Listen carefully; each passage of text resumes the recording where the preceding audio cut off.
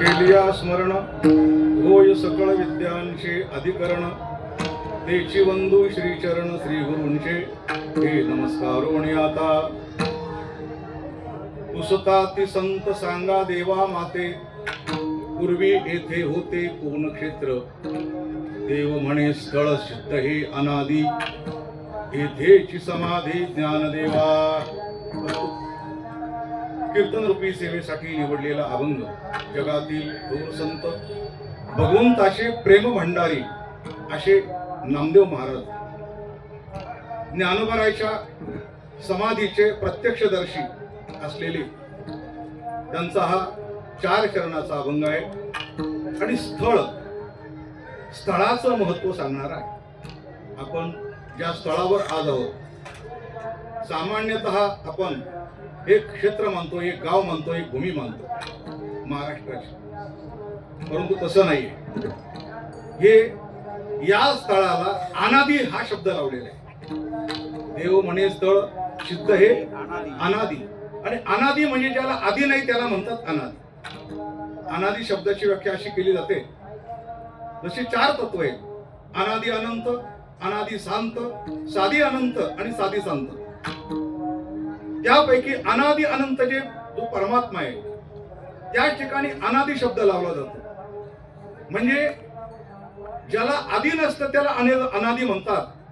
या आळंदी क्षेत्राला अनादी म्हटलेलं आहे. अनादी जसं भगवंताचं वैकुंठ आहे तसं हे पण वैकुंठ आहे. थोडा आपण त्याचा विचार करणार आहे. पण अशा स्थळावर आपण आलेलो आहोत. कार्तिक वद्य हरिदिनी एकादशी हा ज्ञानोबाराला मान मिळालेला आहे. मान भगवंताने आपल्या आनंदाचा अर्धा आनंद माऊलीला दिलेला आहे.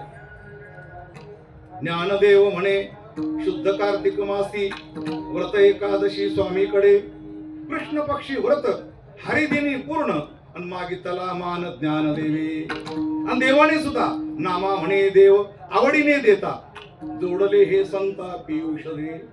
तुम्हाला हे अमृत प्राप्त झाले पियुष. आणि अशा एकादशीच्या दिवसात ज्ञानोबाला जो मान मिळालेला आहे आणि या निमित्ताने आपण एका कीर्तनात नाही फडावर उभे फडावर माऊली आज मी म्हणून टाकतो की तुमचा ही धर्मशाळा दिंड्या हा सगळा जो एक प्रकारचा हे वलय आहे याला आता फड म्हणायला पाहिजे. फड पुढे चालला तुम्ही माऊलींच्या फडावर चाललोय म्हणतो असं म्हणायला पाहिजे.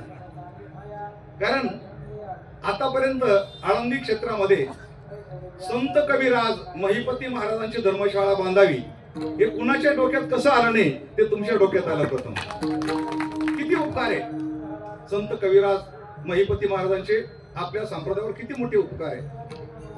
जसं महिपती महाराज नसते तर सगळ्या संतांची चरित्र आपल्याला कदाचित कळाली नसती. तशी नामदेवराय नसते तर आपल्याला बाकीच्या संतांच्या समाध्या कुठं झाल्या, कधी झाल्या, त्या समाध्या घेत असताना कोण कोण उपस्थित होतो हे कळालं नसतं. नामदेवरायांमुळे आपल्याला हे कळतंय की कोणाची समाधी कुठं आहे आणि कोण कोण उपस्थित होतं, त्या स्थळाचं महत्व काय. तर आजचा जो अभंग आहे हा स्थळाचं महत्व सांगणार आहे. असा सुंदर विचार या अभंगामध्ये आहे. आज जवळजवळ या अभंगावरचं 3रं चिंतन आहे. म्हणजे असं आपण म्हणूया साखळी चिंतन. आणि त्या साखळी चिंतनाचे प्रत्यक्षदर्शी श्रोते 3 दिवसापासून माझा पाठलाग करत चाललेले म्हणजे इथं पण ते आलेले आहे. आता पुढं काय असणार. विषय असा चालला होता की समाधी म्हणजे काय. तर समाधी म्हणजे जिथं बसल्यानंतर ज्ञानोबारायला जी अवस्था प्राप्त झाली त्या अवस्थेला ब्रह्म असं म्हटले. झाले ब्रह्म पूर्ण ज्ञानेश्वर, झाले ब्रह्म पूर्ण ज्ञानेश्वर, भीम मुद्रा डोळा निरंजन मैदान, भीम मुद्रा डोळा निरंजन मैदान, भीम मुद्रा डोळा निरंजन मैदान, भीम मुद्रा डोळा निरंजन मैदान. झाले ब्रह्म पूर्ण ज्ञानेश्वर, झाले ब्रह्म पूर्ण ज्ञानोबाराय ब्रह्म झाले असं हे प्रमाण सांगते समाधीत.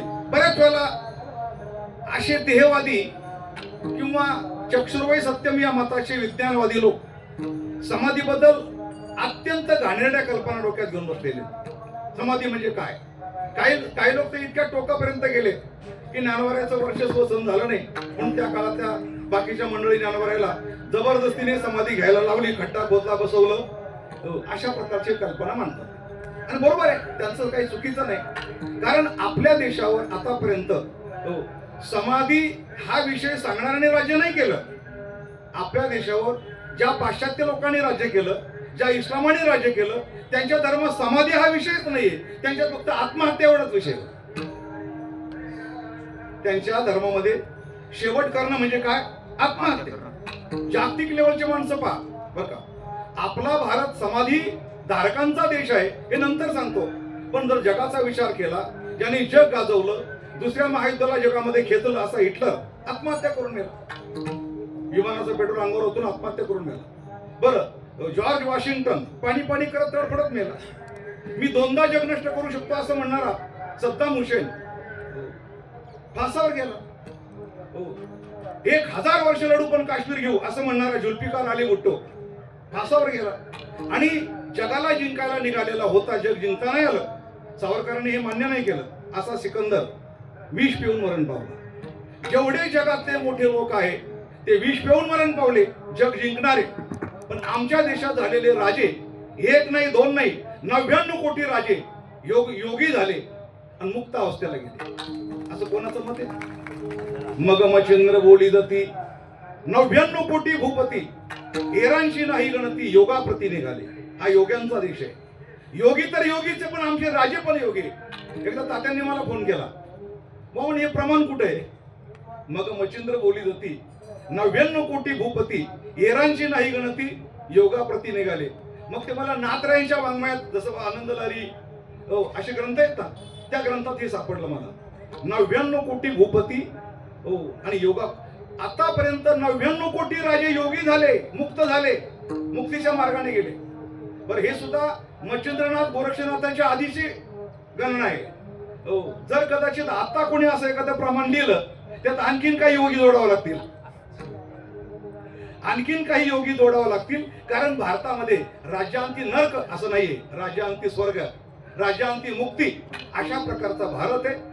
असा योग्यांचा भारत, तीर्थक्षेत्रांचा भारत, समाध्यांचा भारत. जे संत गेले त्या सर्वांच्या राहिल्या समाध्या जगा माझे, राहिल्या समाध्या जगा माझे, राहिल्या समाध्या म्हणे देवा गेले गेले दिगंबर अनादिजे आधी, गेले दिगंबर अनादिजे आधी, योगीराज अनादिजे आधी, राहिल्या समाध्या जगा माझे, राहिल्या समाध्या जगा माझे, राहिल्या समाध्या जगा माझे. स्वर देत चला. गेले दिगंबर अनादिजे आधी, राहिल्या समाध्या जगा माझी, नामा म्हणे देवा गेले मुनिजन, राहिले ते ज्ञान जगा माझी. गेले दिगंबर राहिल्या त्या कीर्ती जगा माझी, कीर्ती राहिली, त्यांच्या समाध्या राहिल्या, त्यांचं ज्ञान राहिलं. अशा प्रकारचे योगी संत महात्मे आणि इहलोकातून गेलेले, त्यापैकी समाधी धारकांचा आपला देश आहे. आज आपल्याला ते समजून घ्यायची वेळ काय येते याचं कारण आहे, आपल्यावर 150 वर्ष ज्यांनी राज्य केलं, त्यांच्या समाध्या नाही कोणाच्या, त्यांच्या जवळजवळ सगळ्या आत्महत्या. शेवटचा गव्हर्नर लॉर्ड माउंटबॅटन, त्याची पण आत्महत्याची. म्हणजे त्यांना सद्गती हा विषय माहीतच नाही. आपल्या देहाचा शेवट करताना आत्महत्या करायची एवढंच त्यांना माहिती. आमच्याकडे प्रायोपवेशन आहे भारतात. जर देह संपवायचाच म्हटलं तर प्रायोपवेशन हा शब्द वापरलाय, पण इकडं तर सद्गती आहे. साधू संतांचा जर विचार केला तर बरं, ती पण समाधी कशी म्हणाल बघा.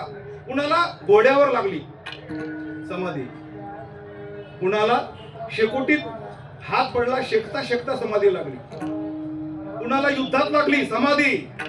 भागवत पहा आपण, ऐसी कैसी लागली समाधी, जो न मोडीची महायुद्धी. महायुद्धात समाधी मोडली नाही. अर्जुन तरी काय, पूर्ण ब्रह्म झाला पार्थ, समाधीचे. जसं ज्ञानोबर आहे, झाले ब्रह्म पूर्ण ज्ञानेश्वर. ना अर्जुनाचं काय, पूर्ण ब्रह्म झाला पार्थ.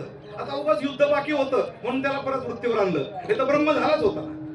म्हणजे कुणाला युद्धात समाधी लागली, कुणाला घोड्यावर, आज आपण जो देवगिरीचा किल्ला पाहतोय ना, याच्यावर जयपाल नावाचा राजा होता. या जयपाल राजाच्या नावाने, जयपाल राजाने आणि दिसल त्या साधूला असं म्हणायचं, रिकीब में पाव और ब्रह्म बताओ, नाही तो उठाव टिकाव. म्हणजे मी घोड्याच्या रिकीबमध्ये पाय ठेवतो, घोड्यावर बसता बसता मला ब्रह्म दाखवा. याचा कितक्या कमी वेळात ब्रह्म कसं काय दाखवायचं? रिकीब में पाव और ब्रह्म, हे जुने कीर्तनकार फार गोष्ट रंगून सांगायचे बरं का. रिकीब में पाव और ब्रह्म बताओ. तर सगळे म्हणायचे ब्रह्म काय इतक्या लोक दाखवता येत नाही, मग त्यापेक्षा उठाव टिकाव. मग कामाला लावले. अशा अनेक साधू कामाला लावून टाकले. आम्ही जर त्याच्यात असतो तर आम्हाला टिकावच उचलावं लागलं असतं.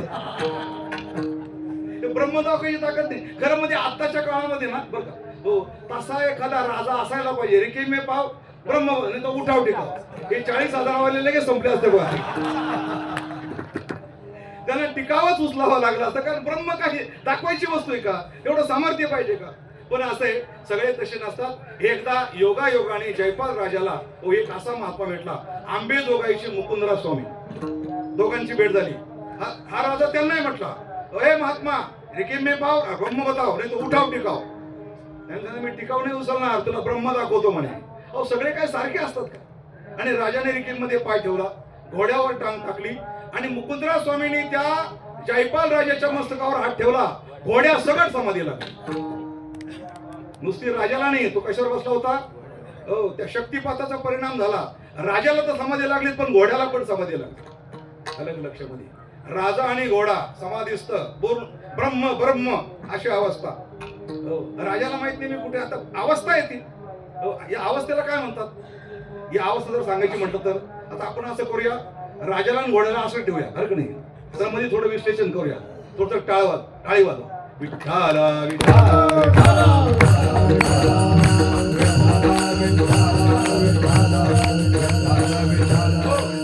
वैकुंठवासी परमपूज्य रंगनाथ गुरुजी परवणीकर असं म्हणायचे, समाधी म्हणजे काय? उदास दशेत दृश्य आहे, द्रष्टा नाही. समाधीत आत्मा आहे, अविद्या नाही.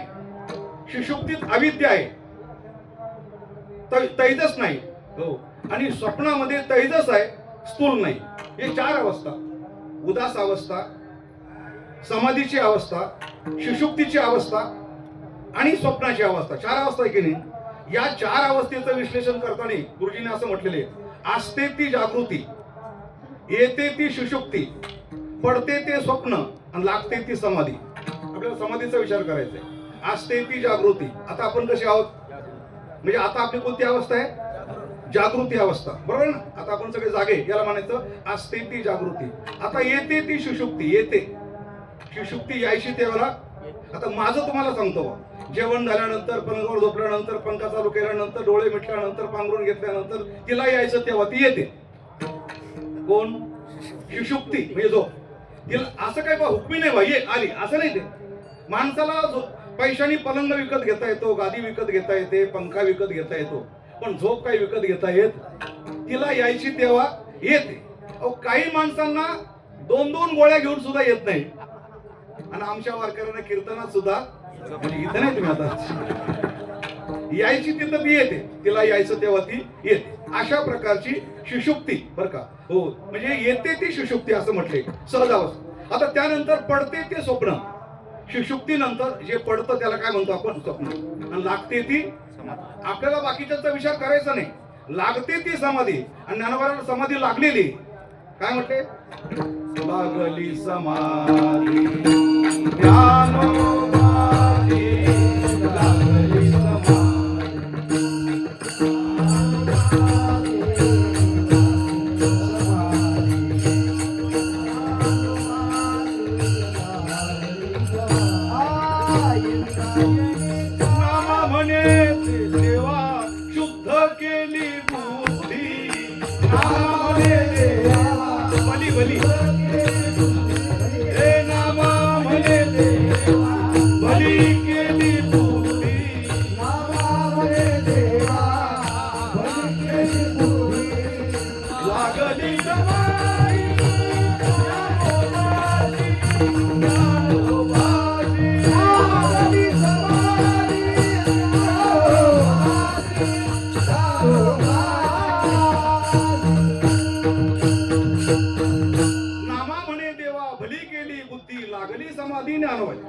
समाधी लागते. समाधीला सोंग डोंग काही चालत नाही. एखादा डोळे मिटून मस्त लागली समाधी, नाही असं नाही चालत. ते समाधी येते. हो, लागली समाधी ज्ञानोबाची, अशा पद्धतीला समाधी म्हणतात. म्हणून कोणत्या अवस्थेत काय असतं, स्थूल केव्हा, अविद्या केव्हा, ब्रह्म केव्हा, अलग लक्षामध्ये. हो, आणि उदास अवस्थेत दृश्य आहे, द्रष्टा नाही. उदास मनुष्य उदास जरी तरी तो या देहावरी उदासो ऐशिया परी. त्याला दृश्य आहे पण द्रष्टा नाही. समोर दृश्य आहे पण त्या दृश्याला पाहण्याकरता जो द्रष्टा आहे, द्रष्टा तैसा स्वस्वरूपे उठला, दृश्येशी द्रष्टा आटला, तो नेणे काय राहटला इंद्रिय ग्राम. अशी त्याची आवाज झाली. म्हणजे समोरचं दृश्य आहे पण तो म्हणतो, काय म्हटलंय, जन न दिशेत येते, वृत्ती हे निवृत्ती झाली. जन आहे समोर पण दिसत, याला उदास अवस्था म्हणतात. आपल्या समाधीपर्यंत जायचंय. उदास दशेत दृश्य आहे, द्रष्टा नाही. आता समाधीत आत्मा आहे, अविद्या नाही. समाधीमध्ये आत्मा आहे, काय नाही, अविद्या नाही. आता सुषुप्तीत अविद्या आहे. गुरुजी असं म्हणायचे, रंगनाथ गुरुजी परभणीकर, बरं का, अज्ञात ब्रह्म, ज्ञात ब्रह्म आणि केवळ ब्रह्म. ज्ञानोबा ब्रह्म झाले ना, मग हे समजून घ्या. अज्ञात ब्रह्म, ज्ञात ब्रह्म आणि केवळ ब्रह्म. बालकाच्या ठिकाणी अज्ञात ब्रह्म, मुमुक्षुजवळ अज्ञात ब्रह्म, अलग लक्षामध्ये. मुक्ताजवळ, सिद्धाजवळ ज्ञात ब्रह्म, मुक्ताजवळ ज्ञात ब्रह्म, आणि जीवन मुक्ताजवळ केवळ ब्रह्म. ज्ञानोबा केवळ ब्रह्म होते. हो, तेव्हा सुषुप्तीमध्ये अविद्या आहे. हो, सुषुप्तीमध्ये अविद्या आहे. आता त्यानंतर स्वप्नामध्ये तैजस आहे पण स्थूल नाही. अशा ज्या चार अवस्था असतात त्याला समाधी म्हणतात. आणि समाधीमध्ये पूर्णपणे ब्रह्म आहे, समाधीमध्ये आत्मा आहे. ज्ञानोबाला जे योगी योगी म्हणायचं ना, खरं म्हणजे ज्ञानोबाला योगी म्हणणं सुद्धा एक पॉइंट कमी केल्यासारखं आहे. योगी तर भरपूर आहे ना. हिमालयात आहे, एकटे राहणारे, आसन लावणारे, जगाचा विचार न करणारे, असे भरपूर योगी. चांगदेव योगी नव्हता. मुंगीचं मनोगत ओळखणारा, स्वर्गाचा ध्वनी ऐकणारा, समुद्रावरून चालणारा, दुसऱ्याच्या देहात प्रवेश करणारा, स्वप्नात जाणारा, पूर्वेला जाऊन पश्चिमेकडून येणारा योगी येतो. गेला पूर्वेला, आला पश्चिमेकडून. हो, ज्ञानोबा मनोगत ओळखे मुंगी यायचे, काय योगी का. एवढं सगळं चांगदेवाजवळ होतं, बरोबर आहे. दुसऱ्याच्या देहात प्रवेश करू शकत होता, मुंगीचं मनोगत ओळखू शकत होता, स्वर्गाचा ध्वनी ऐकू शकत होता. असं होतं तरी आले लोटांगणी. यातला कोणताही एक चमत्कार जर आपल्याला आला ना, आपण कोणाला हिंगलाव नाही विचारणार नाही, बरोबर आहे. तुम्हाला जर मुंगीचं मनोगत समजलं किंवा तुम्हाला जर स्वर्गाचा ध्वनी इथं बसून ऐकायला आला, आलं का लक्षात आला, तुम्ही जर समुद्रावरून चालू लागले, खरं सांगा तुम्ही कोणाला शरण जाल का, कोणाच्या पाया पडाल का, कोणाला गुरु करून घ्याल का. पण चांगदेवाला एवढं होतं तरी आले लोटांगणी चांगदेव,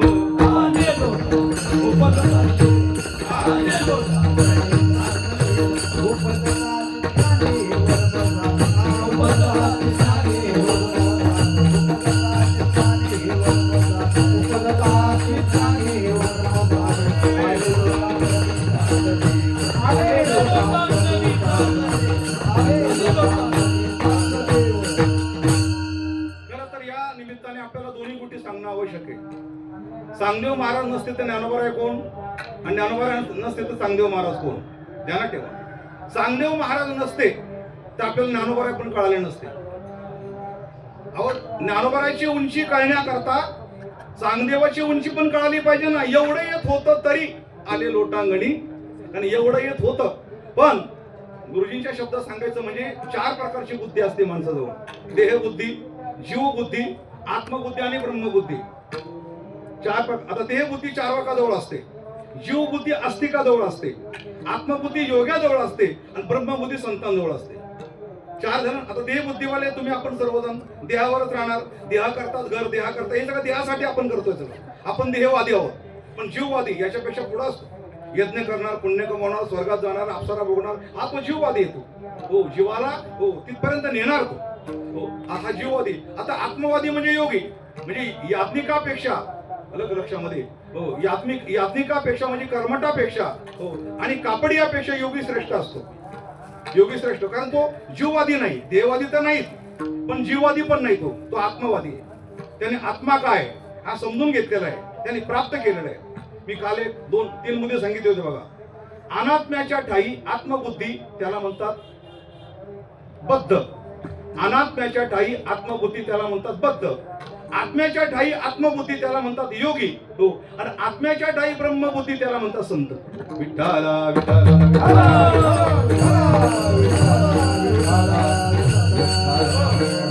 रामदेव महाराज इथपर्यंत आले होते आत्मबुद्धीपर्यंत, पण ब्रह्मबुद्धीपर्यंत आले नव्हते. हे ज्ञानोबारांनी निरीक्षण केलं. काय सांगते? शिराभ्यास संयोग सिद्धेर बलाढ्य बृहद व्याघ्रशाही महान सांगदेवा निरीक्षाग्रे पुढ्या. हे थोडं जाणून घ्या. निरीक्षाग्रे, सांगदेवाचं निरीक्षण दुसरं कोणी करू शकत नव्हतं. कोण नादाला लागणार अशा माणसाच्या? सांगा. जो वाघावर बसतोय त्याच्या कोण नादाला लागणार? पण ज्ञानोबारांनी निरीक्षण केलं. निरीक्षाग्रे पुढ्या गतमवीत गर्वहा समाधिस्थ मूर्तिं भजे ज्ञानदेवम. सांगदेवाचं निरीक्षण केलं की हा जर असाच राहिला, असाच राहिला, मल घालावला, विक्षेप घालावला, पण आवरण बाकी राहिलं, असाच राहिला, हो, तर हा असाच राहील युगान युगे. खरंय की नाही? जर ज्ञानोबारायचा अवतार झाला नसता तर सांगदेव अजून असते. कारण त्यांना मुक्त कोणी केलं असतं? कीर्तनकारांनी केलं असतं का? सगळे कीर्तनकार म्हणून चला चांगदेवाला आता मुक्त काय? तो बद्धच नव्हता. पहिली गोष्ट तो बद्धच नव्हता, तर मुक्त काय करायचं? बरोबर आहे की नाही? म्हणून हो, ज्ञानोबारायचा जर अवतार झाला नसता तर चांगदेव महाराज अजून असते. 1400 कशाला आजपर्यंत असते ते मुक्त. बरं, पहिली गोष्ट म्हणजे त्यांना कोणी मुक्त करू शकत नव्हतं आणि त्यांना स्वतःला जगण्याचा मोह सुटत नव्हता. 100 वर्ष झाले, काळाला परत करण्याचं सामर्थ्य त्यांच्यात होत. बस हे त्यांचं सामर्थ्य. काळाने यावं आणि चांगदेवाने समाधीत जावं, काळाने परत जावं, परत त्यांनी व्यक्त व्हावं, पुन्हा समाधी, पुन्हा चांगदेवाचं दुसरं नाव, पुन्हा कार्य चालू, पुन्हा शिष्य, पुन्हा मठ. तुम्ही मला एका ठिकाणी पाठवलं, तिथं पण चांगदेव समाधी आहे. अनेक समाधी आहे. कारण का?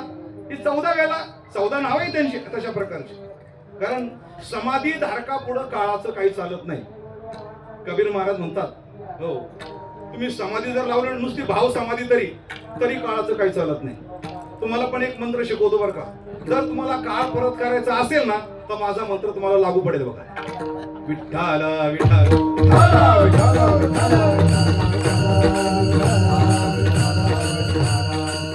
नुसता काळ परत जाईल असं नाही, झक मारून परत जाईल. झक याला खाली अंडरलाईन करा. प्रमाणाशिवाय आपण बोलत नाही. कसा परत जाईल? झक मारून. ऐका.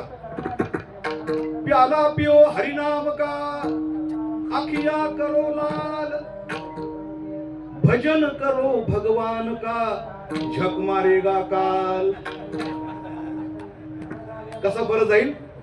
झक मारून परत जाईल. चांगदेवानी 14 वेळेस काळाला परत पाठवलं. अशा प्रकारचे चांगदेव होते तरी निरीक्षण केलं ज्ञानोबारांनी. आणि निरीक्षण केल्यानंतर हरली चांगयाची चालविली. कशी चालवली?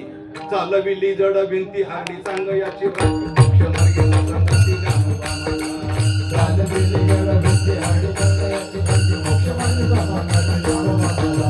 चालविली जड भिंती हरली चांगयाची भ्रांती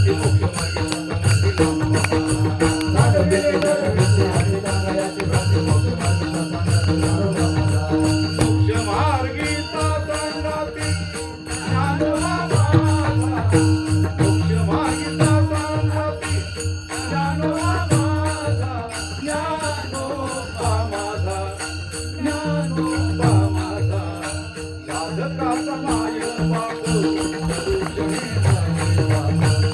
साधकाचा माय बापू,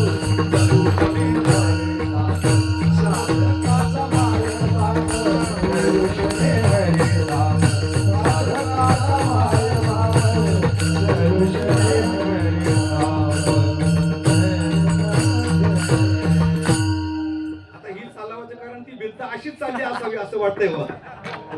चालविली जड भिंती हरली सांग अशी भ्रांती. येतो मग चालविली हे मला काही बरं वाटत नाही.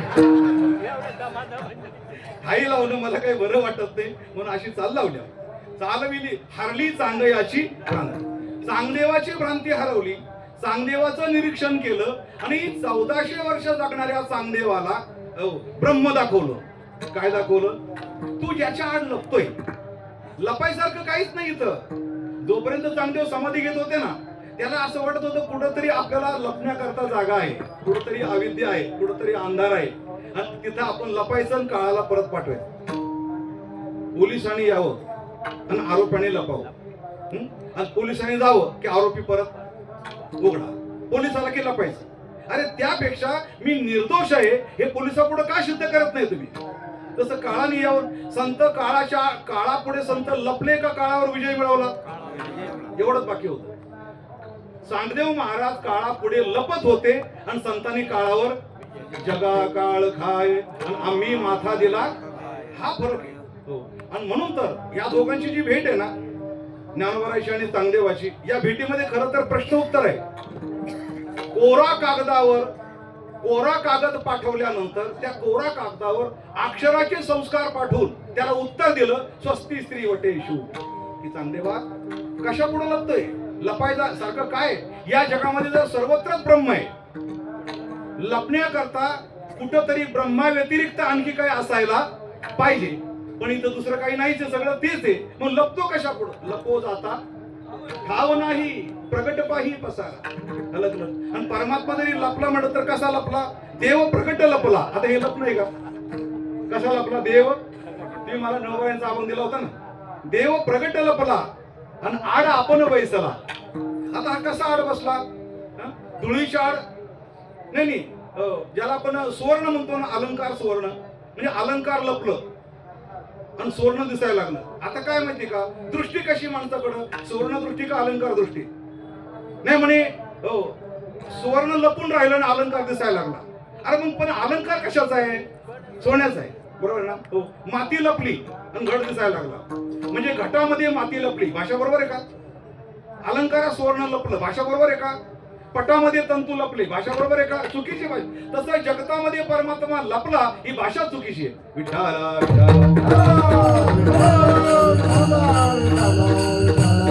आणि हा प्रयोग केला.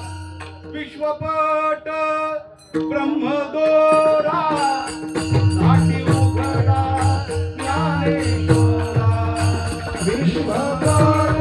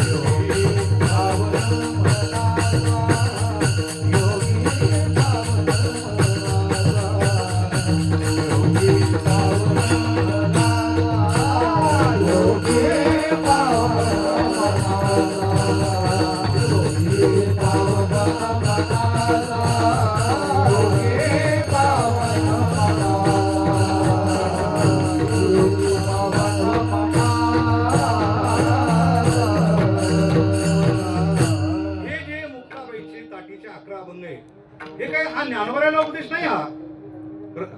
ज्ञानोबाराच्या निमित्ताने जगातल्या योग्यांना हा उपदेश केलाय. योगी म्हणजे काय माहिती? शून्यापर्यंत गेला त्याला काय म्हणायचं? योगी. कशापर्यंत? देहापर्यंत चारवाक, स्वर्गापर्यंत कर्मठ, अलग लक्षामध्ये. हो.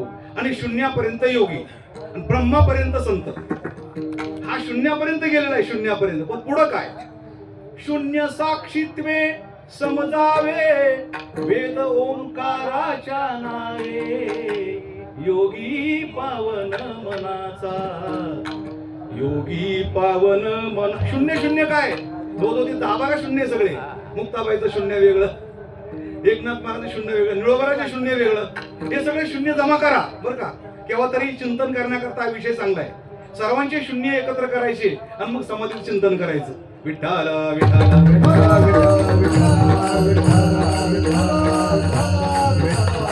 ज्ञानोबा शून्याच्या पलीकडे गेलो. शून्याची या पोटी ज्ञान मार्ग सोपा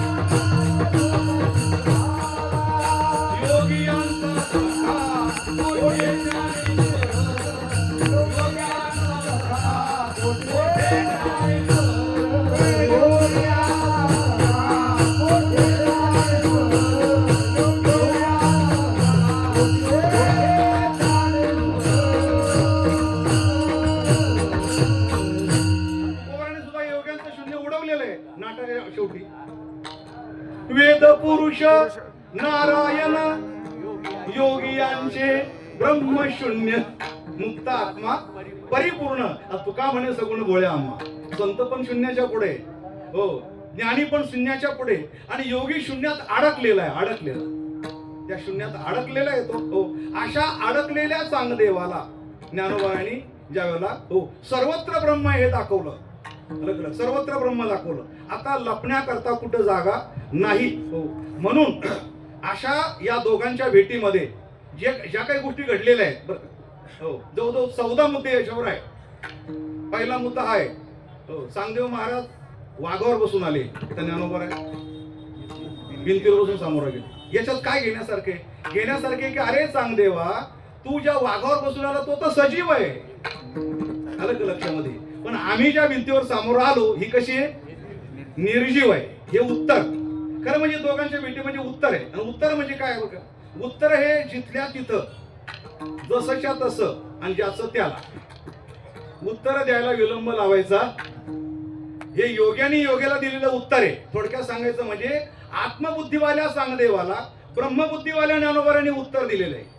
वाघावर बसून येणाऱ्या चांगदेवाला भिंतीवर बसून उत्तर दिलेले आहे. अलग लक्षामध्ये हो. आणि 1400 वर्ष जगणाऱ्या चांगदेवाला 16 वर्षाच्या ज्ञानोबांनी उत्तर दिलेले. असे 14 मुद्दे जवळ त्या ठिकाणी. उत्तर कसं असतं? जिथल्या तिथं. वेळ निघून गेल्यानंतर काय फायदा? तुम्हाला एक दोन उदाहरण सांगतो याच्यावर.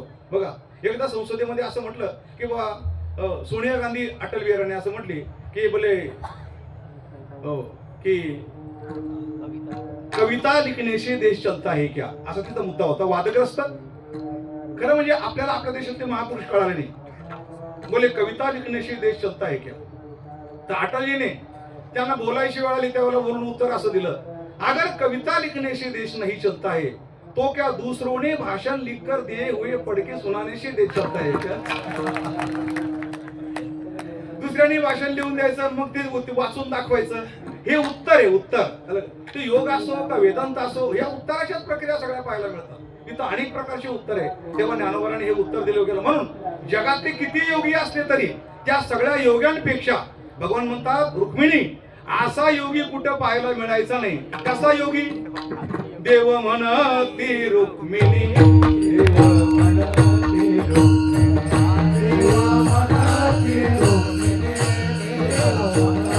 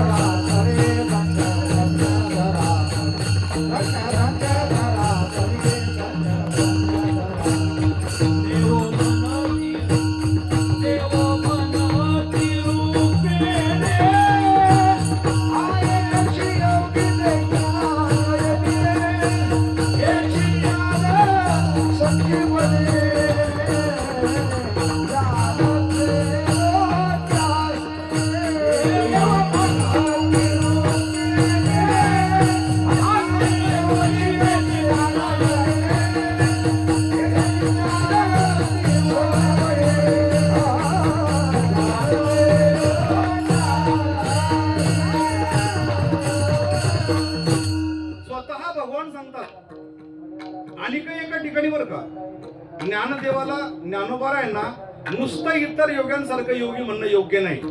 ते शून्यात अडकलेले, ते आत्मबुद्धिवान आहे. ज्ञानोबा ब्रह्मबुद्धीवाले.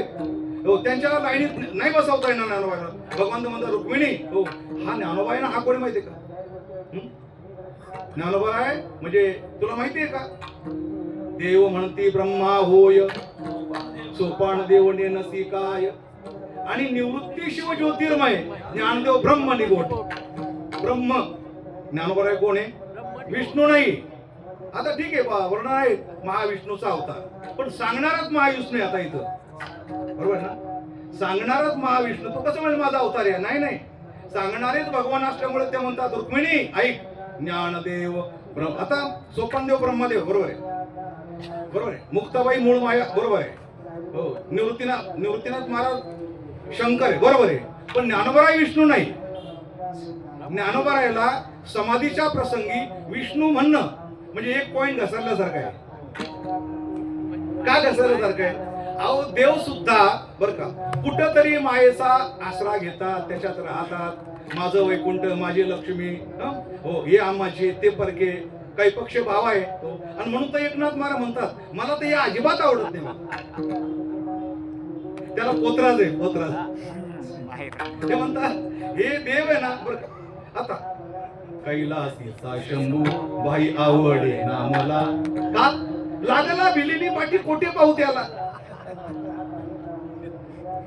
लक्ष्मीचा वर खोटा, आता आलं लक्ष्मीचा वर खोटा, बाई आवडे ना मला, का बर?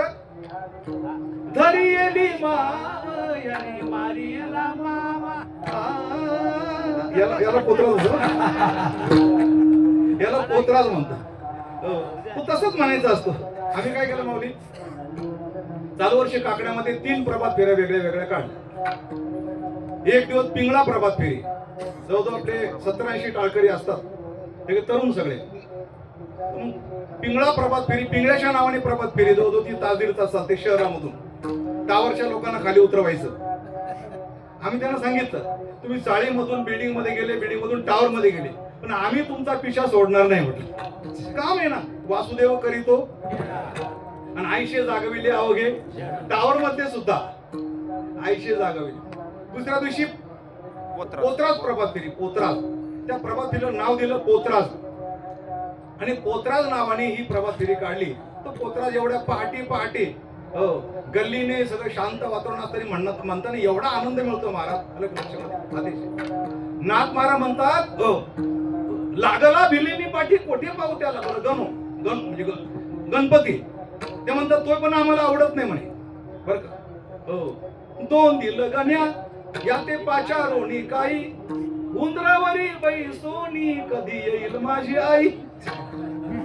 काय हाका मारायच्या म्हणे, कधी येणार पाहुणार आम्हाला धावधावत. उंदरावरी बैसून कधी येईल माझी आई. पंढरीचा हनुमान यासी कोण कोड घाली, काळा मारुती. जाळी येली लंका याने तोंडे केली काळी. म्हणून हे देव सुद्धा ज्ञानोबराच्या पंक्तीला बसवता येणार नाही. हो, तर ज्ञानोबराय हे ब्रह्म आहे. ज्ञानदेव ब्रह्म निगोट. पॉइंट घसरवायचा नाही. तसं बाई म्हणले बा महाराज दूध घेता का? दूध दिलं. दूध अहो दूध काय चहा आहे? अहो दूधच आहे, फक्त त्याच्यात पावडर. आपण पावडर घातली कशाला? दुधाची पावडर, दुधामध्ये पावडर घालून त्याचा पॉइंट कमी केला कशाला तुम्ही? वजन दूधच द्या. तर ज्ञानोबराला ब्रह्मच म्हणा. विठ्ठल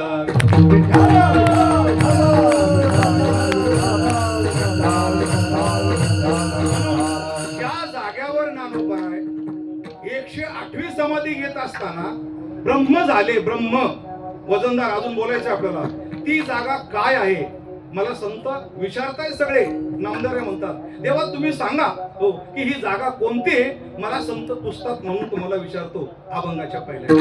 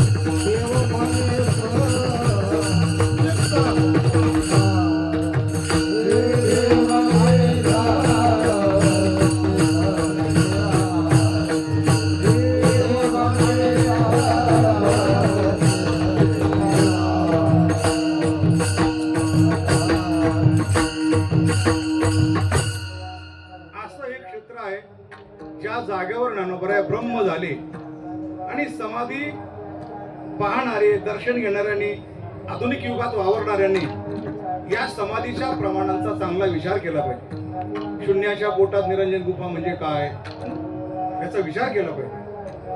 ब्रह्म झाले म्हणजे काय, भीममुद्रा म्हणजे काय. ठीक आहे, आपण काय योगी नाहीये, बरोबर आहे, पण इथं आल्यानंतर ज्ञानोबरायच्या अवस्थेबरोबर आपल्याला थोडी तरी अवस्था प्राप्त व्हायला पाहिजे. थोडी तरी शांतता. माणूस शांतच नाही हो, सारखा भटकतो, सारखा फिरतो, सारखं भ्रमण करतो. इथं तरी कमीत कमी निवांत एखाद्या फळावर बसून श्रवण करावा की नाही. आणि समाधीच्या प्रसंगात माणूस कसा असला पाहिजे. एक तर समाधीचा विषय असा आहे, माणसं एकादशीला येतात आणि घरी निघून जातात द्वार. समाधीला सोहळ्याला माणसं थांबत नाही, बरेचसे थांबत. बरं, जे थांबतात ते कीर्तन ऐकत नाही. जे थांबतात ते कीर्तन ऐकत नाही. समाधी सोहळ्याला घोंगड्या बांगड्या सगळं बाहेर पाहतात. मी तात्यांच्या फडावर एकदा असं बोललो होतो, म्हणलं तात्या की समाधी सोहळा कसा झाला पाहिजे, किंवा कसा झाला म्हणजे वारकरी संप्रदायाची प्रगती झाली असं पण समजू. कसा झाला म्हणजे पण कसा, म्हटलं ज्याप्रमाणे समजा भारत पाकिस्तानची मॅच आहे, शेवटची ओव्हर आहे, शेवटची विकेट आहे आणि 1 रन पाहिजे. मॅच कोणाची? पाकिस्तानची आणि भारताचीच मॅच. अलग लक्ष, तिला काही महत्व आहे आणखी. भारत पाकिस्तानची मॅच, वर्ल्ड कप येतो आणि वर्ल्ड कप मध्ये शेवटची ओव्हर, शेवटचा बॉल बाकी आहे आणि 1 रन पाहिजे आणि विकेट पण शेवटची. त्यावेळेला जो बॉलर बॉल टाकण्याकरता जातो, तो बॉल घासतो वगैरे, पळत द्यावा येतो, त्यावेळेला त्या शेवटच्या बॉलवर अख्खं जग लक्ष केंद्रित करून, रस्ते शुकशुकाट, स्वयंपाक करणारी बाई टीव्ही पुढं, जेवणारा घास असायचे असाच राहतो. आता काय होणार आहे, रस्त्यावर गाड्या थांबतात, सगळं शुकशुकाट होतं. जसं त्यावेळेला शुकशुकाट होतं तसं कार्तिक वद्य त्रयोदशीला समाधी सोहळ्याच्या वेळेला घोंगड्या बांगड्या सगळं बंद आणि सगळी माणसं हातात फुलं घेऊन ज्यावेळेला समाधीवर टाकण्याकरता उभे राहतील, त्यावेळेला खला समाधी सोहळा का होऊ नये, व्हायला पाहिजे की नाही. आपल्या धर्माचं महत्व आपल्याला कळत नाही. सांगा ना, जगात कोणत्या धर्मात झाले ब्रह्मपूर्ण असं कुठं आहे का? कुत्र्याच्या मौतीने मरतात आणि अल्लाह को प्यारा हो गया म्हणतात की. खरं सांगा, या लोकांना बरं 72 हुरे माहिती आहे तुम्हाला? हे माहिती नसेल तर माहिती करून घ्या. जेवढे आतंकवादी मरतात त्यांचे धर्मगुरू त्यांना काय म्हणतात, तुम्ही मेले समजा आतंकवादामध्ये, तर मला मेल्यानंतर काय मिळणार? 72 हुरे. आपण अप्सरा म्हणतो ना, त्यांचा कुठंतरी स्वर्ग आहे. सगळं पाखंडे. तुम्ही मेले की तुम्हाला 72 हुरे मिळणार. मग कसा मला सांगितलं तुला 72 हुरे मिळणार? त्याला जिवंतपणे देऊन टाकले काय द्यायचे ते. कशा कशा प्रकारचे. आणि आता तर फार अवघड आहे महाराज. पूर्वीच्या काळामध्ये केस चालायची, महिना 2 महिने, वर्ष 2 वर्ष 4 वर्ष 10 वर्ष बिर्याणी खाऊ घातल्या. पण आता तसं नाही, ताबडतोब. बरं, त्याला मारायचं, रात्री भरपूर मारायचं, लंगडा करायचं आणि सकाळी दिंड काढायची. आता ते असं झालंय. ते जग बदललंय आता, अलग लक्षात. म्हणून बरे तो म्हणतात गायवालाच बरा आहे, चायवालाच बरा आहे, गायवाला नको. तो येणार आहे, आल्याशिवाय त्याशिवाय ठिकाणावर नाही. कसले 72 हुरे कसलं काय?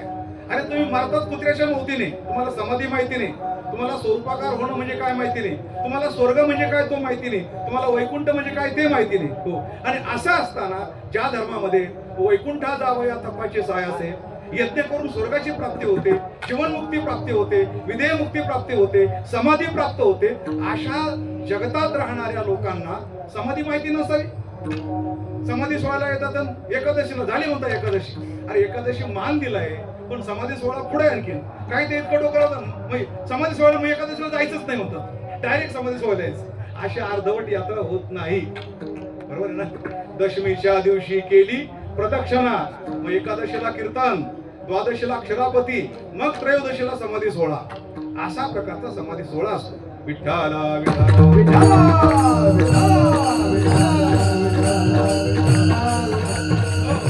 आज आपण अभंगाच्या सगळ्या चरणावर बोलणार नाही. काय लागली समाधी ज्ञानोबाची, किंवा झाले ब्रह्मपूर्ण ज्ञानेश्वर म्हणजे काय झालं नाही. हो आहे, ज्ञानोबा समाधीला बसलेले आहेत, पण कुठल्याही माणसाला बसल्यानंतर तहान भूक आहे. किती वेळ बसणार? 729 वर्ष झाले या वर्षी ज्ञानोबाच्या समाधी सोहळ्याला. मग ज्ञानोबाचं पुढं काय झालं? सांगितलं ना, झाले ब्रह्मपूर्ण. अहो नुसता साधा योगी, सहावा देवाचा, ज्या वेळेला तो योगी होतो कुंडलिनी जागृत करून, ज्ञानोबा म्हणतात, वर्णन केले, भगवान सांगतात अर्जुनाला, अर्जुन ऐक, विसरवणी गेलो अर्जुना. एक सांगायचं राहिलं बरं का, काय सांगायचं राहिलं म्हणजे भगवान सुद्धा सांगता सांगता विसरून जातात. काय सांगायचं राहिलं तुला, मागचं परत सांगतो अर्जुना. हो, देखे देह होई सोनियाचे, परी लागवये वायूचे, जे तर अप आणि पृथ्वीचे भाग नाही बरं का त्या योग्याला. तो असा देह प्राप्त करतो, अप आणि पृथ्वी म्हणजे पृथ्वीचा आणि पाण्याचा भाग शिल्लक राहत नाही, असा त्याचा देह. हो, बाकीचे 3 भूत असलेला देह, हलका फुलका आहे ना. हो, आणि असा देह शिल्लक राहतो. त्यामुळे क्षुधा, पिपासा, तहान, भूक या गोष्टी राहत नाही त्याला. तो चालू शकतो, बोलू शकतो, किती पण दिवस राहू शकतो. काळाचं काही भेद त्या ठिकाणी राहत नाही. अशा प्रकारचा योगी ज्यावेळेला होतो, हो, ज्ञानोबा आहे त्याच्यापेक्षा पुढचे, तसा योगी सुद्धा किती वर्ष राहू शकतो. अशा गोष्टी आपल्या भारतामध्ये गोष्टी. कुंभमेळ्याला ज्यावेळेला योगी येतात ना, 12 वर्षातून एकदाच बाहेर पडतात हिमालयातले योगी. अजूनही भरपूर योगी. आता तर आपण कुंभमेळ्याला पाहिलं ना, कुंभमेळ्याला जे आपण काही पाहिलं दृश्य, हो, नागडे उघडे, जटा वाढलेल्या, चिमटे हातात घेतलेले, भस्म लावलेले, काही पण पितात, काय उदास ते वैराग्यवान आहेत. अहो ती पण आपल्या देशाची संपत्ती आहे. कारण प्रसंग जर आला, मथुरेवर आक्रमण आलं होतं, ते आक्रमण, अब्दालीचं आक्रमण आणि एक औरंगजेबचं आक्रमण, 2 आक्रमण नागा साधूंनी परतवलेली आहे. हो, नागा साधूंनी चिमटे, हो, कुऱ्हाडी कोयते हातात घेऊन, त्रिशूळ हातात घेऊन. ते प्रशिक्षित सैन्य होतं, हे अप्रशिक्षित होते. ते जास्त होते, हे कमी होते. पण हे म्हणजे काय मरणाला घाबरत नाही. हे म्हणजे आता काय जगून तरी काय आपले कुठे बायका बोर आहे. नागवी साधू ते काय घाबरायचं काही कारण नाही. लढले ते 2 वेळेला भारताला विजय प्राप्त करून दिला. तो नाग्या साधूंनी प्राप्त करून दिला, हे कधी विसरू नका. साधून ती पण आपल्या देशाची संपत्ती आहे. आम्ही पाकिस्तानला नेहमी सांगतो, काय सांगतो, जेवढी पाकिस्तानची लोकसंख्या आहे तेवढी इथं फकीर आहे, फकीर. कधीतरी प्रसंग आला ना, ते फकीर आहेत बरं, त्यांना काही पगार द्यावा लागत नाही, आयडी प्रूफ नाही, ओळखपत्र नाही त्यांच्याकडे. ते कुंभमेळा झाल्यानंतर कुठे जातात काही माहिती नाही, बरोबर कुंभमेळ्यालाच येतात. ते काय खातात, काय पितात, सरकारला त्यांचं कोणतंही ओझं नाही. अशा प्रकारचे फकीर आहेत बस. हो, तर मला काय म्हणायचं होतं की अशा प्रकारचे योगी हिमालयात राहणारे बरं का, हिमालयात राहणारे, त्यांना तहान, भूक, क्षुधा, पिपासा, काळाचं काही स्मरण नाही. एक महात्मा, हो, कुंभमेळ्याच्या वेळेला त्याला समाधी त्याची मोडली. हो, आणि मग ते शिष्याने विचारलं, क्या हो गया बोले, मला समाधीतून जसं कुंभकर्णाला का उठवलं, माझी समाधी मोडायचं कारण काय. म्हणजे महाराज कुंभमेळा आलाय, आपल्याला जायचंय आता हरिद्वारला. अच्छा, कुंभ, अभी समय कौन सा चल रहा है बोले, समय. ते शिष्याने सांगितलं, महाराज अभी कलयुग चल रहा है, कलयुग.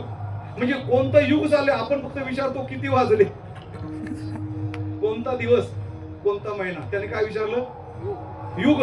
बोले कलयुग चल रहा है, कलयुग. मग त्यांनी काय सांगितलं, अरे बोले प्रभु रामचंद्र जी वनवास में गए थे, वापिस आए की नाही अभी तक.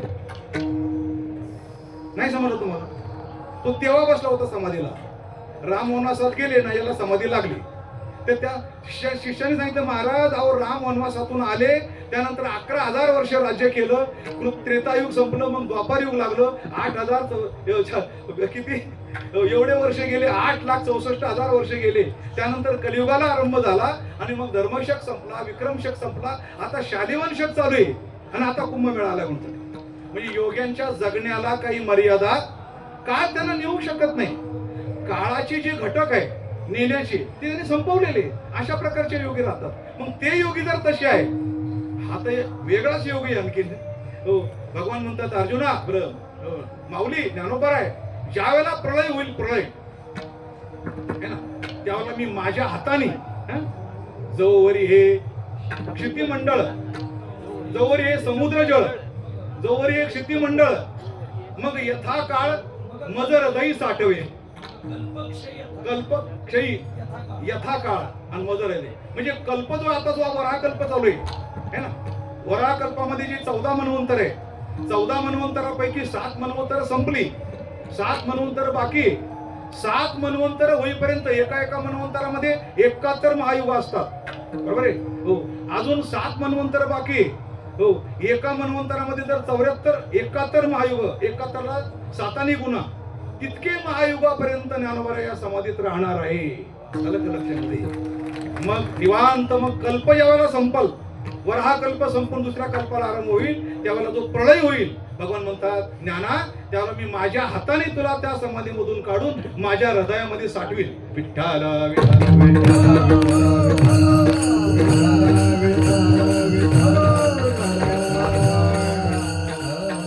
समाधीकडे पाहताना अशा क्षुद्र कल्पनेने कधीच पाहू नका. हो, ती कल्पाची समाधी आहे आणि हे सांगू शकतात फक्त गोपी बर का, गोपी किंवा संत. कारण तिचं वर्णन असे समाधीचं हो की भगवान कृष्ण म्हणजे भगवान विष्णू, त्या भगवान विष्णूचं जे पहिलं वैकुंठ आहे, विष्णूचे वैकुंठ पुरातन, विष्णूचे वैकुंठ पुरातन, विष्णूचे वैकुंठ पुरातन, कैलासीचा वास अधिक शिस्तबेद, कैलासीचा वास अधिक शिस्तबेद, कैलासीचा वास अधिक शिस्तबेद, कैलासीचा वास अधिक शिस्तबेद, विष्णूचे वैकुंठ पुरातन, विष्णूचे वैकुंठ पुरातन, विष्णूचे वैकुंठ पुरातन. ज्ञानोबारायला जेव्हा आधी दाखवले ना, बा माझी समाधी पाहिली जुनाट, माझी समाधी पाहिली जुनाट, माझी समाधी पाहिली जुनाट, समाधी पाहिली जुनाट, केवळ वैकुंठ गुह्य गौप्य, केवळ वैकुंठ गुह्य गौप्य, केवळ वैकुंठ गुह्य गौप्य. तीन शब्द आहे, वैकुंठ, गुह्य आणि गौप्य. अशा प्रकारची ती जागा आहे, मोठी जागा आहे ती. आणि आळंदी क्षेत्र जे आहे तो हे भगवान विष्णूचं आधीचं वैकुंठ. आपण नाही का बंगला बांधतो एखादा, त्यानंतर आपण जेव्हा विचारतो हा बंगला तुम्ही आत्ता बांधला, मग पहिलं घर कुठं होतं, म्हणजे तिकडे आहे, मातीचं होतं, आमच्या आजोबांच्या हात, असं म्हणतो ना. तसं आत्ता जे वैकुंठ आहे हे भगवंताने नंतर बांधलेलं रेवत मनवंतरामध्ये, त्याच्या आधीचं वैकुंठ म्हणत ते आळंदी होतं. पहिलं वैकुंठ कुठं होतं? आळंदी हे पहिलं वैकुंठ आहे. हो, आता एकटा गोपी सांगू शकतात, नाही तर संत सांगू शकतात. हे आळंदी वैकुंठ नामदेवराय सांगतायत. हो, आणि ते वैकुंठ नंतर झालं हे गोपी सांगतायत. विठ्ठल विठ्ठल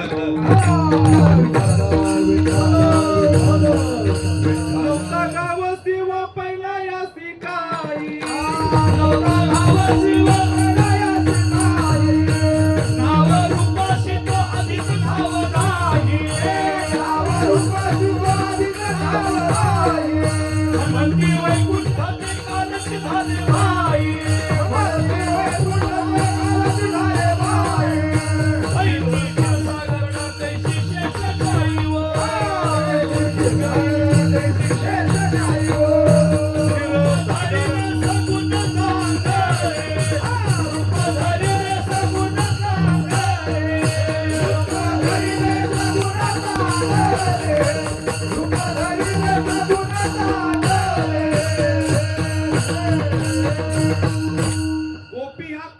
कल्प राहतात, त्यांना माहिती हे वैकुंठ नंतर झालंय, म्हणजे ते वैकुंठ नंतर झालं या गोपी सांगतात, आणि आळंदी हे वैकुंठ हे नामदेवराय सांगतात. एक तर संत किंवा गोपी, दुसरं कोणी एवढं जुनाट सांगू शकत नाही. हो, विष्णूचे वैकुंठ पुरातन, अशा प्रकारची आळंदीची जागा असल्यामुळे ही अनादी आहे. भगवान म्हणतात हे स्थळ कसं आहे? अनादी. अभंगाच्या दुसऱ्या चरणात देव म्हणे स्थळ सिद्ध घे अनादी, देव म्हणे स्थळ सिद्ध घे अनादी, देव म्हणे स्थळ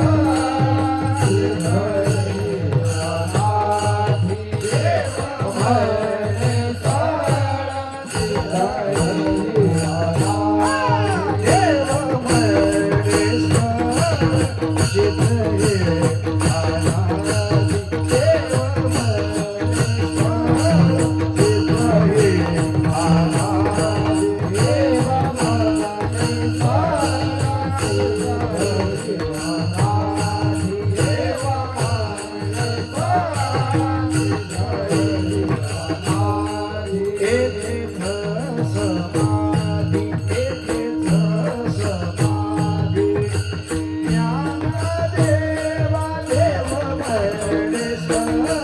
सिद्ध घे अनादी, देव म्हणे स्थळ सिद्ध घे अनादी, देव समाधी, देवा देवा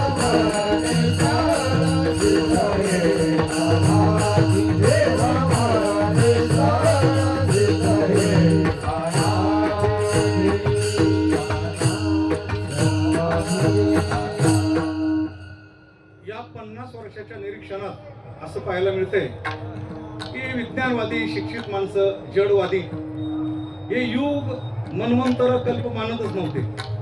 आता जसं जसं नेटवर ऑनलाईन भागवत रामायण हे पाहायला लागलं ना की त्यांना कळालं रे अशा प्रकारची युग आहे की काय. ते तर काय म्हणायचे माहिती का, 15,000 वर्षापूर्वी जग, आदिमानव माकड, हे त्यांच्या कल्पना होत्या. ते आदिमानव माकड वगैरे या सगळं सोडून द्या, 15,000 आणि 25,000 हे सोडून द्या सगळं. अलग लक्षात नुसते शालिवंशकाचे किती आहे, तो हा शालिवहन 18,000 जाण, नुसते शालिवहनाचे 18,000 आहे. त्याच्या आधी 135 वर्ष विक्रम राजाचे शक आहे, त्याच्या आधी 3044 धर्मराजा कलियुगाला आरंभ, त्याच्या आधी द्वापारयुग होतं. जग हे फार मोठी प्रोसिजर आहे, फार लांब लचक आहे, फार याला काही सीमा नाही. आणि म्हणून अशा काळाच्या ओघामध्ये कल्पच्या कल्प प्रतीक्षा करणारे गोपी, एक गोपी बनण्याकरता एका ऋषीला बर का दशाक्षरी मंत्र जपून आणि त्याचा कोट्यावधी जप केल्यानंतर त्यांना अनेक कल्पानंतर गोपी होण्याचा योग येतो. अनेक कल्पानंतर ते जाबाली ऋषी असतील, त्याची नाव आहे अशा प्रकारची. म्हणजे अशा प्रकारे आपण पेंडिंगला असतात ते गोपी होण्याच्या, की आम्ही इतका जप केलेला आहे. केव्हा तरी कोणत्या तरी 100 कल्पानंतर जाबाली ऋषीला 100 कल्पानंतर गोपी होण्याचा योग आला. हे काय साधन आहे. म्हणून गोपी सांगू शकतात म्हणती वैकुंठ ते. मला सुद्धा निळवऱ्याच्या या प्रमाणावर शंका होती, गोपी कसं काय सांगू शकतात. म्हणजे भागवतात पाहिलं, अलग लक्षात पद्मपुराणात आपण पाहिलं, ते त्याच्यात उल्लेख येतो की गोपी होण्याकरता ऋषी मुनींनी इतके तप केलेले ते. अशा कल्पच्या कल्प राहणाऱ्या गोपी म्हणून ज्ञानोबा सुद्धा कल्पाचा संबंध आहे. कल्पाचा जसं जीव ते जीव, या जन्मातील जन्मांतर पुढच्या जन्मात येऊन भोगतं त्याला जीव म्हणतात. पण या मन्वंतरातील पुण्यकर्म घेऊन स्वर्गात जाऊन यज्ञ करून स्वर्गात जाऊन पुण्य कमवतो, स्वर्गात जाऊन अप्सरा भोगतो, त्याला इंद्र म्हणतात. पण मागच्या कल्पातील मागच्या महाकल्पातील ब्रह्मकर्म करून पुढच्या कल्पात ब्रह्मदेव होतो, त्याला ब्रह्मदेव म्हणतात. पण कल्पच्या कल्प पुण्य करून पुन्हा भक्तच राहतात, गोपीत राहतात, त्या फक्त गोपी आणि संत बस. याच्यापेक्षा आणखी पुढं कोणी नाही, जीवनमुक्त नाही, कोणीच नाही. आणि म्हणून असं अनादी स्थळ आहे. गोपी आणि संत सांगू शकतात अशा प्रकारचं अनादी स्थळ आहे. याच जागेवर ज्ञानोबरांनी कल्पच्या कल्प एकदा नाही दोनदा नाही 8800 वेळा साधिली समाधी. 8800 108. म्हणजे आता आपल्याला म्हणायला पाहिजे, इथून पाठीमागे ज्या समाध्या झाल्या युगानुयुगे 107वी समाधी ज्या वेळेला संपली आणि 108व्या समाधीच्या प्रसंगी हे सर्वजण 729 वर्षापूर्वी पंढरीचा पोहा आला अलंकापुरी, ज्यावेळेला ती शिळा उघडली त्यावेळेला ती शिळा 107 वेळा उघडलेली आहे आणि पुन्हा एकदा 108 वेळा उघडलेली. नंदीला बाजूला करून त्या शिळेत प्रवेश करून 108 वेळा त्या विवरामध्ये पुन्हा स्वच्छता करणे, पुन्हा त्याची घडी तयार करणे, ती सगळ्या प्रकारची व्यवस्था करणे आणि पुन्हा समाधी घेणे. अशा ज्ञानोबांनी त्याच जागेवर इतक्या समाध्या घेतलेल्या आहे. आणि म्हणून म्हटले 8800 वेळा साधिली समाधी. आईसे हे अनादी ठावासी. हे ऐकल्यानंतर कुणाला आनंद होणार नाही. नामा म्हणे देवा सांगितले उत्तम आणि ज्ञानांजन सुगम देखो डोळा. अतिशय सुंदर वातावरणामध्ये आपण हे चिंतन पार पाडलेले आहेत. 15 मिनिटात कीर्तन संपणार आहे. एकदा सर्वांनी मोठ्या प्रेमाने मुखाने नामस्मरण, हाताने टाळी वाजून भगवंताचं भजन करा. Oh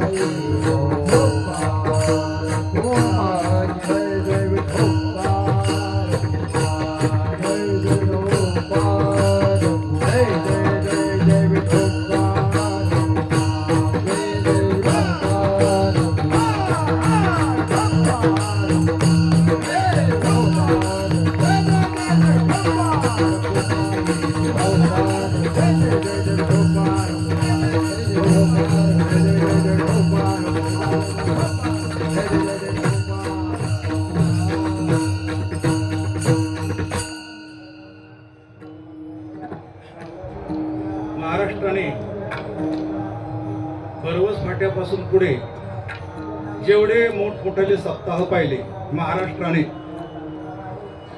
त्या सप्ताहामधून सुद्धा महाराष्ट्राला एक कालानुरूप चांगल्या प्रकारचं विचारधन प्राप्त झालं, मिळालं. सर्व सप्ताह कसा करावा याकरता तुकोबारे म्हणतात, पूर काही फार रोजचा नसावा, पण वर्षातून एकदा दोनदा तरी यावा.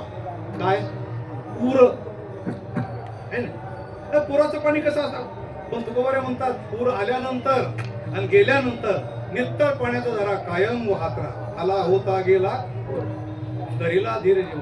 पुरामुळे होतं काय माहिती का, सकारात्मक सांगतो, जे काही कचरा कुचरा कुठेतरी अडकलेला असतो ना, मोठा पूर आला की सगळा घेऊन जातो. तसं आपल्या संप्रदायामध्ये बरं का, 10 वर्षात 20 वर्षात मधून मधून हे पाहिजे, हा बोध प्राप्त होतो. चाली कशा म्हणाव्या, पक्वात किती वाजवावा, गायन करताना किती मुखडे वाजवावे, कीर्तनकाराला किती द्यावं, या सगळ्या गोष्टीचा काही बराचसा कचरा साठलेला होता. आता तो ज्यांनी हे मोठे सप्ताह पाहिले, मग देऊचा सप्ताह, सासवडचा सप्ताह, अजून तर लातूरचा बाकी आहे, अजून लातूरचा बाकी आहे, आम्ही बाकी आहे. याच्यामधून बराचसा कचरा आणखीन वाहू जाणार आहे. सगळ्या गोष्टी सांगायला पाहिजे असं नाही, पण वारकरी संप्रदाय जितका मोठा आहे तितकी बदनामी पण मोठी होते. महाराज बाजूला बदनामी होते मोठ्या प्रमाणामध्ये. आता काही लोक लंडनला गेले, कशाला, वारकरी संप्रदाय बदनाम करण्याकरता. मला सांगा, हे लोक तिकडे जाऊन काय जोगमाराचा त्याग सांगणार आहे का? हे लोक तिकडे गेल्यानंतर काय आमची निष्कामता सांगणार आहे का, जोगमारांचा त्याग सांगणार आहे का, आमचे मामासाहेब असे होते ते सांगणार आहे? अशा वैराग्याच्या गोष्टी ऐकल्या का हे सांगणार आहे का? नाही सांगणार. म्हणजे वारकरी संप्रदायाचं जे सांगायला पाहिजे, वारकरी संप्रदायाचं जे जगात मांडायला पाहिजे ते तर काही मांडणार नाही. लंडन म्हणजे काय, ज्यांनी आपल्यावर राज्य केलं ते, त्यांना सांगायला पाहिजे की तुम्ही आले गेले नाही, पण आमच्या देशात हे चालू आहे अजून, तुम्ही काही काळजी करू नका. एक 30 वर्षापूर्वी आला होता तो डब्यावाल्यांच्याकडे, काय नाव त्याचं, लंडनचा प्रिन्स ना, हा. तर तो आल्यानंतर पहिलं काय पाहिलं, त्याने विचार केला, आम्ही असताना, म्हणजे आम्ही या देशावर राज्य करत असताना डब्यावाले होते. डब्यावाले माहिती ना, घरचा डबा खाणारे, ती संघटना आहे फार मोठी, अजून चालू आहे का म्हणजे आहे. मग पहिली भेट त्यांना, मग त्यांना सांगितलं आता लंडनचा प्रिन्स तुम्हाला भेटणार आहे. ते म्हणजे आम्हाला वेळच नाही, कारण आमचा एक डबा चुकला, आम्ही जर 15 मिनिटं काढली आपल्या सेटिंग मधून, एक डबा 4 माणसाच्या हातातून जातो तर आमची सेटिंग बिघडून जाईल. तो म्हणला मी तिथे येतो म्हणे, काहीतरी आकर्षण आहे. तसं ज्यांना कुणाला विदेशात जायचं आहे, अमेरिकेत जा, लंडनला जा, पण आमच्या भारताचा त्याग तिथे नेऊन सांगा की आमच्या फडावर या ठिकाणी निष्काम सेवा करणारी माणसं आहेत, हे जाऊन सांगा. आमच्याकडं त्यागी महात्मे आहेत, आमच्याकडं समाज घडवणारी माणसं आहेत, आमच्याकडं गुरुजन आहे, आमच्याकडं पथ्य पाळणारी माणसं आहे, हे जाऊन सांगा तिकडं. बाकीचं काय सांगताय तुम्ही? मला असं म्हणायचंय की हा जो कचरा कुठेतरी अडकतो, तो मोठा पूर आल्याशिवाय वाहून जात नाही. बाकीचं सोडा, पण समाजाला तर कळा ना की इतका मोठा सत्ता होऊन सुद्धा नियमाला कुठे तडा गेलेला नाहीये. चाल अशीच झाली पाहिजे, किती वेळा झाली पाहिजे, या सप्ताहाने शिकवलं महाराष्ट्राला. अशीच चाल झाली पाहिजे, इतकाच पक्वाद वाजला पाहिजे. कुठे गेले का तो पक्वाद्याचं लक्ष फक्त कोणाकडं, माईक वाला.